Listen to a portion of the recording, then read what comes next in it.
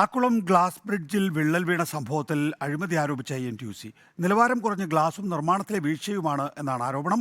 വിഷയത്തിൽ വിജിലൻസ് അന്വേഷണം വേണമെന്നും ആവശ്യമുണ്ട്. അർച്ചന രവീന്ദ്ര വിശദാംശങ്ങളുമായി. അർച്ചന, എന്താണ് സംഭവം?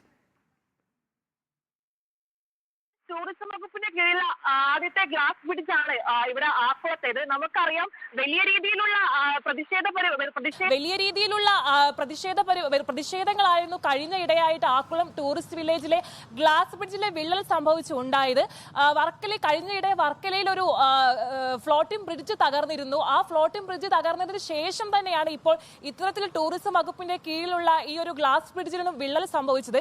ഇതിനെതിരെ പ്രതിഷേധമായി രംഗത്തെത്തിയിരിക്കുകയാണ് INTUC സംഘടന. വലിയ രീതിയിലുള്ള പ്രതിഷേധങ്ങളായിരുന്നു അവർ അവതരിപ്പിച്ചത്. വലിയ രീതിയിലുള്ള പ്രതിഷേധങ്ങളായിരുന്നു. ഈ ഗ്ലാസ് ബ്രിഡ്ജുമായി സംബന്ധിച്ച വിള്ളൽ വലിയ രീതിയിലുള്ളൊരു സാമൂഹിക വിഷയമാണെന്നും അല്ലെങ്കിൽ ഈ ഒരു ടൂറിസം വകുപ്പിന്റെ അഴിമതി ആരോപിച്ചുമാണ് ഇവർ ഇത്തരത്തിലുള്ള ഒരു പ്രതിഷേധ സംഘവുമായി ഇപ്പോൾ രംഗത്തെത്തിയിരിക്കുന്നത്. വലിയ രീതിയിലുള്ള ആളുകളും അല്ലെങ്കിൽ അത്തരത്തിൽ DCC ജനറൽ സെക്രട്ടറി അടക്കമുള്ള ആളുകൾ എല്ലാം ഇവിടെ പ്രതിഷേധത്തിലുണ്ടായിരുന്നു.